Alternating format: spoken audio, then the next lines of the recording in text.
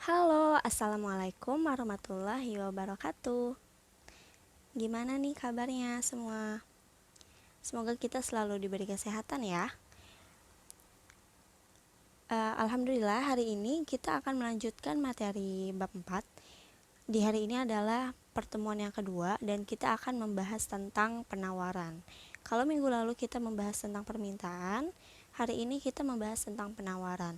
Tentunya tujuan pembelajarannya adalah kita dapat memahami tentang konsep penawaran, baik tentang pengertiannya, kemudian hukum penawarannya, faktor-faktor yang mempengaruhi penawaran, dan kurva penawaran. Lanjut aja ke materinya. Sebelumnya ada yang tahu apa itu penawaran? Penawaran adalah jumlah barang atau jasa yang ditawarkan oleh produsen pada berbagai tingkat harga pada suatu periode tertentu. Jadi kalau permintaan itu kita posisikan diri kita sebagai konsumen yang akan membeli barang atau yang akan meminta barang, sekarang posisikan diri kita sebagai produsen, yang dimana kita harus menawarkan barang yang kita produksi pada berbagai tingkat harga tertentu yang kita tawarkan. Itu yang disebut dengan penawaran. Kemudian hukum penawaran itu apa sih? Hukum penawaran ini menyatakan bahwa semakin tinggi tingkat harga suatu barang, maka semakin banyak jumlah barang yang ditawarkan oleh pengusaha atau ceteris paribus. Ini menurut ceteris paribus hukumnya. Jadi ketika harga suatu barang itu tinggi, tentu kita gimana caranya sebagai produsen kita harus menjual barang itu sampai habis walaupun harganya itu tinggi gitu. Nah, semakin banyak tuh jumlah barang yang kita tawarkan kepada pengusaha. Karena tentunya permintaannya dikit kan kalau harganya tinggi. Makanya kita sebagai produsen kita harus menawarkan barang tersebut. Selanjutnya, di sini ada faktor-faktor yang mempengaruhi penawaran. Ada 8 faktor. Ada 8 faktor. Yang pertama, harga barang itu sendiri. Kedua, harga barang substitusi dan komplementer. Ketiga, harga faktor produksi. Keempat, biaya produksi. Kelima, teknologi. Keenam, jumlah produsen atau penjual. Ketujuh, tujuan perusahaan. Dan kedelapan adalah kebijakan pemerintah. Pertama, harga barang itu sendiri. Dalam hukum penawaran dikatakan jumlah barang yang ditawarkan dipengaruhi oleh perubahan harga barang itu sendiri. Hubungan ini bersifat positif, yaitu jika harga barang itu naik, maka jumlah barang yang ditawarkan oleh produsen akan bertambah. Tujuannya adalah untuk meraih keuntungan yang lebih besar. Nah, jadi harga barang itu sendiri tentu mempengaruhi penawaran. Ketika harga itu naik, maka jumlah barang yang kita tawarkan pun akan naik atau semakin banyak barang yang kita tawarkan. Jadi dia berbanding positif gitu. Ketika naik maka akan naik. Berbeda dengan permintaan. Kalau permintaan itu ketika harga naik maka permintaannya turun gitu. Tujuan di penawaran ini adalah untuk meraih keuntungan yang lebih besar. Kemudian yang kedua, harga barang substitusi atau komplementer. Kita udah tahu ya, harga barang substitusi itu maksudnya barang substitusi itu barang pengganti dan barang komplementer adalah barang pelengkap. Contoh barang substitusi adalah misalnya daging ayam. Daging ayam itu merupakan barang substitusi dari daging sapi. Gitu. Kalau komplementer misalnya bensin. Bensin sebagai bahan pelengkap dari motor. Apabila harga barang substitusi meningkat, maka penawaran harga barang yang diamati akan turun. Jadi misalnya harga daging ayam meningkat, maka penawaran terhadap daging sapi menurun karena orang-orang pasti tentunya lebih memilih daging sapi gitu, karena harga barang si daging ayam ini meningkat sebagai barang substitusi. Hal ini karena harga barang yang diamati itu menjadi relatif lebih murah dibandingkan harga barang substitusinya, itu ya. Demikian sebaliknya, sedangkan jika harga suatu barang komplementer meningkat, maka penawaran terhadap barang yang diamati juga meningkat. Jadi kalau barang pelengkapnya meningkat nih, misalnya bensin meningkat, maka penawaran terhadap motor juga akan meningkat. Yang ketiga, harga faktor produksi. Kenaikan harga faktor produksi yaitu seperti upah, bahan baku, bahan penolong, itu akan menyebabkan produsen mengurangi hasil produksinya. Hal ini menyebabkan penawaran menjadi berkurang. Nah, kan karena dia berbanding positif, dimana kalau hasil produksi atau jumlah barangnya berkurang, berarti harganya itu artinya penawaran juga berkurang kan.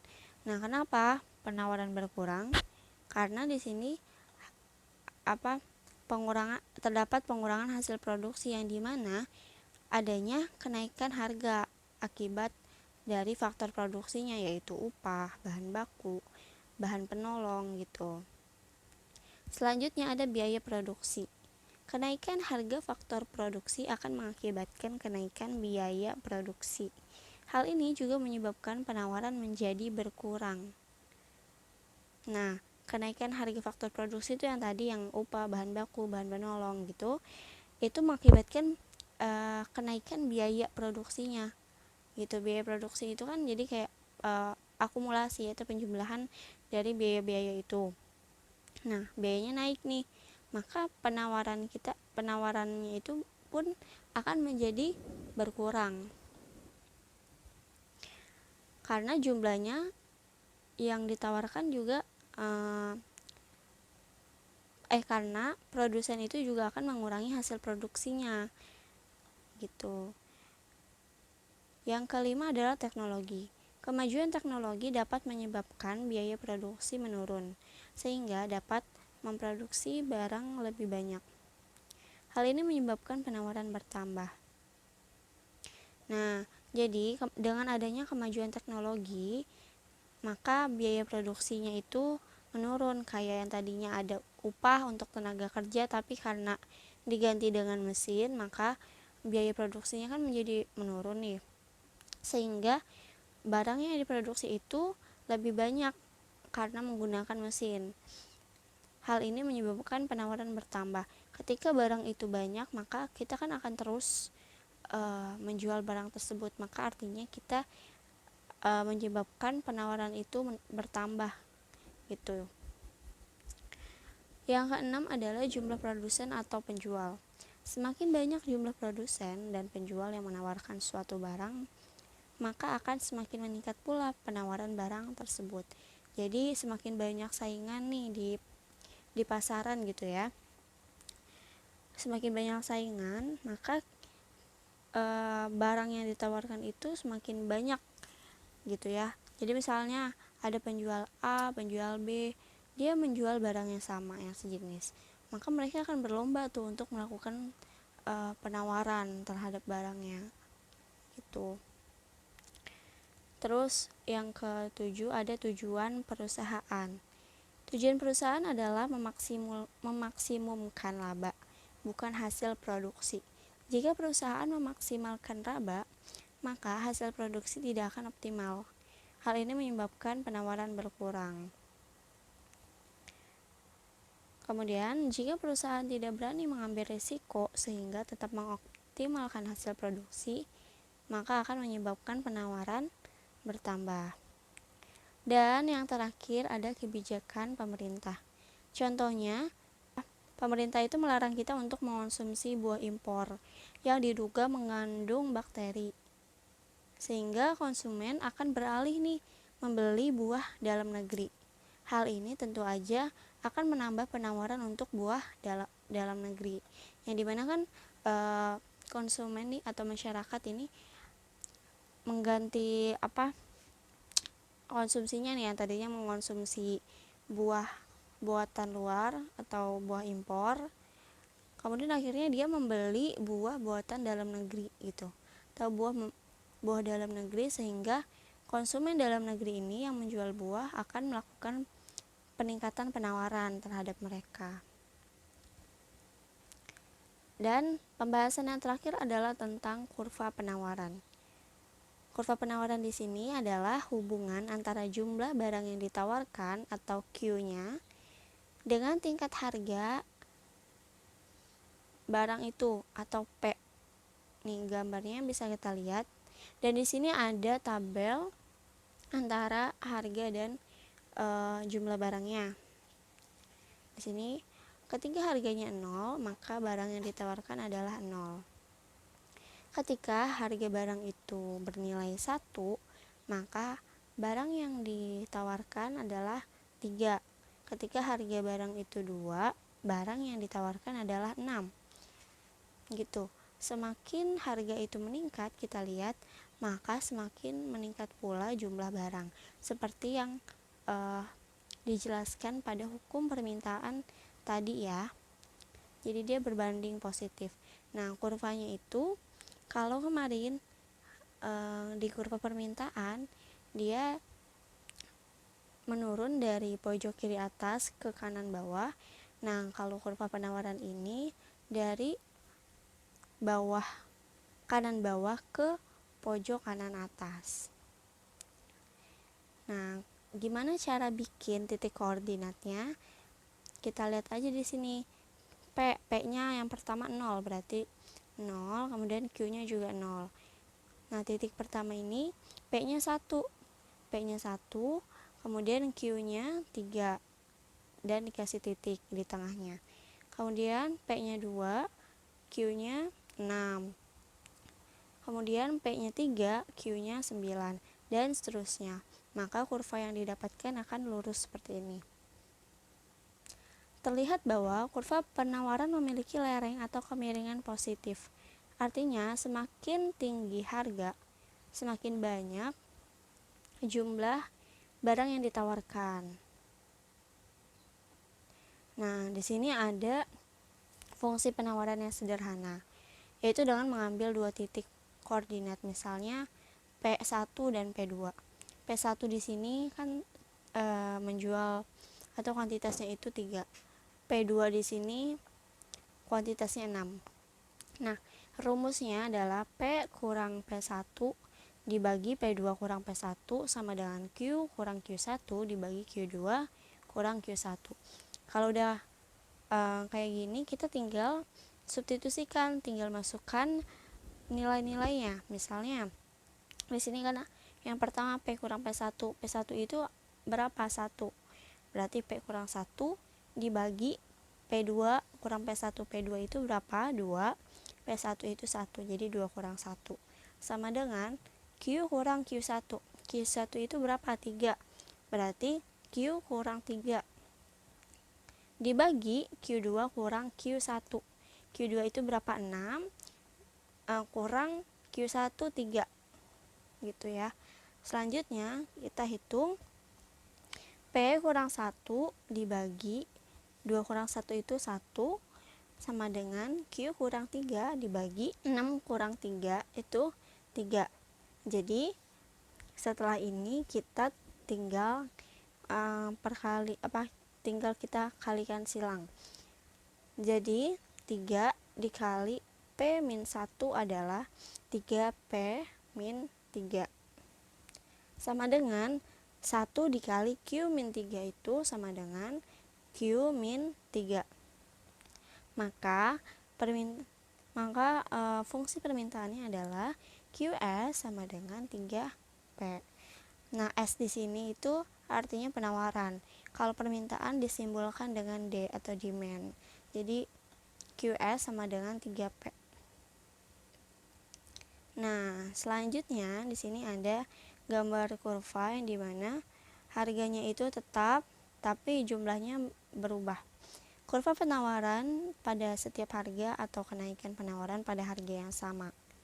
Ini berarti kenaikan penawaran tidak disebabkan oleh kenaikan harga barang bersangkutan, tapi oleh faktor lain yang mempengaruhi penawaran. Nih misalnya tadi faktor apa? Ada banyak faktor ya selain faktor harga. Misalnya faktor biaya produksi, yang dimana kalau biaya produksinya meningkat, maka jumlah barang yang ditawarkan itu berkurang. Artinya di sini kalau di kurva itu misalnya awalnya kan di titik 6 S0-nya, kemudian ketika biaya produksinya meningkat, maka dia bergeser ke kiri atau S2 menjadi kuantitasnya 5 gitu. Nah, faktor selanjutnya itu misalnya yang tadi teknologi. Ketika teknologi meningkat, maka jumlah barang yang ditawarkan akan banyak akan meningkat. Hal ini menyebabkan penawaran bertambah. Jadi yang tadinya misalnya S0-nya itu 6, ketika teknologi meningkat maka dia akan bergeser ke kanan atau S1 dan jumlahnya meningkat yaitu 7. Gitu ya. Kita harus menganalisis setiap faktor terhadap kurvanya. Kemudian, peningkatan jumlah barang yang ditawarkan sebagai respon atas kenaikan harga. Apabila dinyatakan pada kurva penawaran akan menunjukkan pergerakan di sepanjang kurva penawaran. Di sini ada kurva ya. Contohnya nih, awalnya hanya ada beberapa produsen, utamanya dari Yogyakarta yang memproduksi kaos plesetan tersebut. Akibatnya harga kaos plesetan menjadi mahal. Kemudian, harga kaos tersebut menurun seiring merebaknya produsen kaos sejenis. Jadi adanya perpindahan dari titik C ke D, yaitu dari harga 90.000 menjadi 40.000, menunjukkan bahwa penurunan harga kaos menyebabkan jumlah kaos yang ditawarkan oleh produsen akan berkurang ketika terjadi gerakan penawaran sepanjang kurva yang selalu dianggap sebagai ceteris paribus. Nah, jadi di sini itu kurva yang dipengaruhi oleh harga barang itu sendiri, di mana adanya penurunan harga dari 90.000 menjadi 40.000. Kenapa turun? Karena yang tadinya di pasar tersebut hanya ada satu penjual yang menjual barang sejenis, dan semakin lama saingannya semakin meningkat sehingga barang dijualkan tetap sejenis, penjualnya meningkat sehingga harganya itu menurun kan, karena ada persaingan harga dari 90.000 menjadi 40.000 gitu. Jadi kurvanya seperti ini. Dan jumlah barang yang ditawarkan pun menjadi menurun. Yang tadinya 6 maka menjadi 4.